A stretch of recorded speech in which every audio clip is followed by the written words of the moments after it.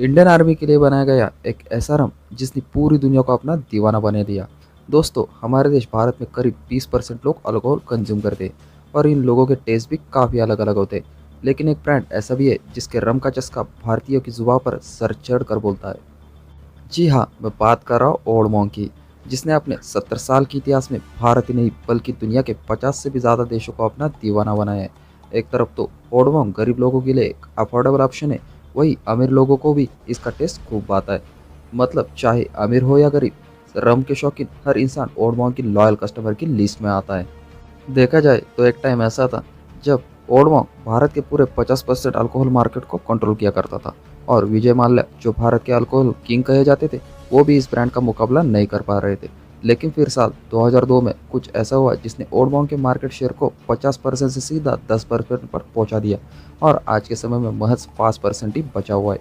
यहाँ तक कि साल 2015 में ऐसे खबरें भी आई थी कि शायद ये ब्रांड हमेशा के लिए बंद भी हो जाएगा। हालांकि ऐसा हुआ तो नहीं, पर दुनिया के टॉप ब्रांड में गिने जाने वाले इस ब्रांड की हालत बहुत ही खराब हो गई है। तो आखिर क्या है रीज़न जो अल्कोहल मार्केट से ओल्ड मॉन्क का सफाया कर रहे हैं और ओल्ड मॉन्क कैसे एक बार फिर से रिवील कर सकती है? आज की इस वीडियो में हम यही देखेंगे। वीडियो शुरू करने से पहले मेरा आप सभी से रिक्वेस्ट है, अगर आपको ऐसे ही इन्फॉर्मेटिव वीडियोज़ में इंटरेस्ट है तो चैनल को सब्सक्राइब करना ना भूलें। ये आपके लिए तो फ्री है, लेकिन मेरी इससे बहुत ज़्यादा हेल्प होती है। तो चलो फिर वीडियो शुरू करते हैं। तो सबसे पहले हमें यह जानना होगा कि कैसे ये ब्रांड हर पीने पिलाने वाले इंसान के दिल में अपनी एक अलग ही जगह बनाने में कामयाब हुआ। हमारी स्टोरी की शुरुआत होती है 1850 के दशक से, जब बॉम्बे और कलकत्ता की भीषण गर्मी से बचने के लिए ब्रिटिशर शिमला की तरफ जाते थे। ब्रिटिश आर्मी के सैनिकों को बियर पीने का बहुत शौक था, लेकिन उस समय बियर भारत में कहीं भी नहीं बनाई जाती थी। ऐसे में मजबूरन इन बियर बॉटल को इंग्लैंड से लाया जाता था, जो कि अंग्रेजों के लिए एक बहुत ही महंगा सौदा था। इसी दरम्यान एडवर्ड एब्राहम डायर नाम के इंजीनियर शिमला आते और इस प्रॉब्लम को देखते हुए पास ही के एक टाउन कसौली में बियर बनाने वाली फैक्ट्री, जिसे ब्रूअरी कहा जाता है, उसे सेटअप करते।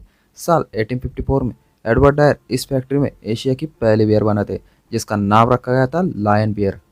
एडवर्ड डायर ने अपनी कंपनी का नाम टायर ब्रेवरीज रखा था और आने वाले सालों में कसौली को छोड़कर अपनी फैक्ट्रीज को सोलन, शिमला, बर्मा, रावलपिंडी और कोटा तक पहुंचा दिया।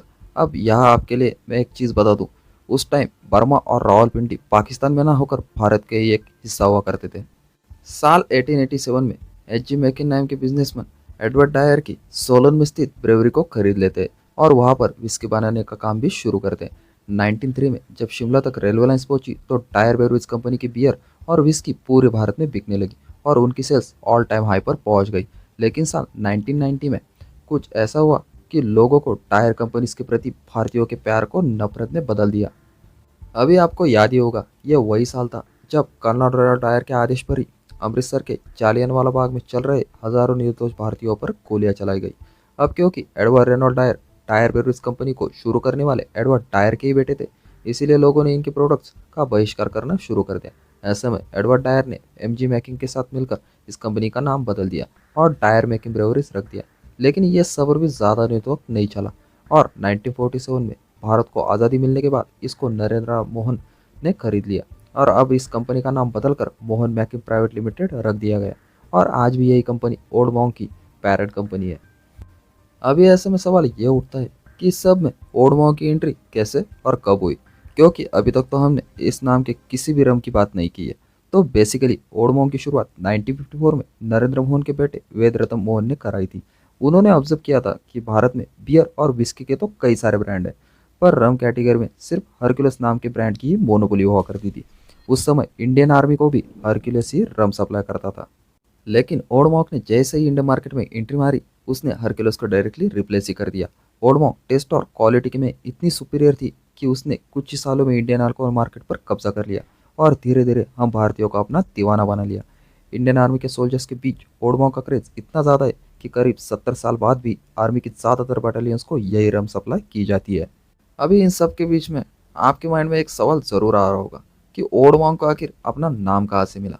तो दोस्तों, जब बेसिकली वेदरत्न मोहन यूरोप गए थे, तब वो वहाँ के बर्फीले पर्वतों पर रहने वाले बेंटिक मॉन्क से काफ़ी इंस्पायर होते।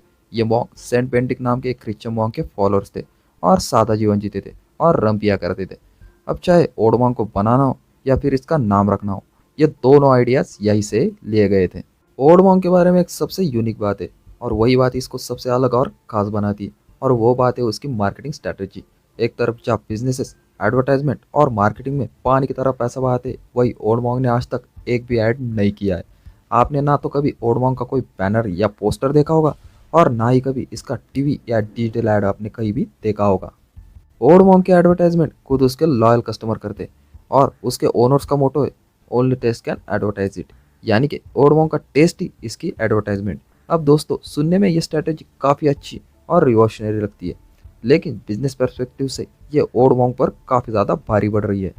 अभी अगर मैं ये कहूँ कि लैक ऑफ एडवर्टाइजमेंट ही ओडमोंग के डाउनफॉल का एक अहम रीज़न है, तो यह शायद बिल्कुल भी गलत नहीं होगा।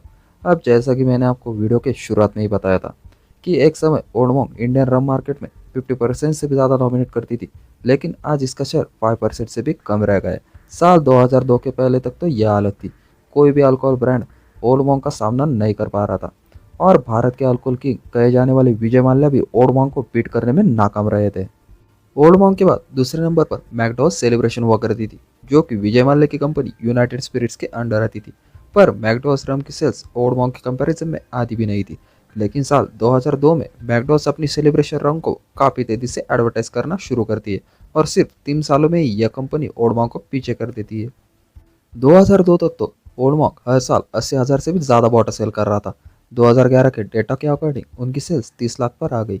दूसरी ओर अगर हम मैकडॉस का 2011 का डाटा देखें, तो उनकी सेल्स 1 करोड़ से भी ज़्यादा बॉटल्स की हो चुकी थी। साल 2005 में ओडमोंग का प्रॉफिट 2.5 करोड़ रुपए था, जो कि अगले साल कम होकर 30 लाख रुपए रह गए, और साल 2014 आते आते कंपनी प्रॉफिट की जगह 20 करोड़ रुपए के लॉस में पहुंच चुकी थी।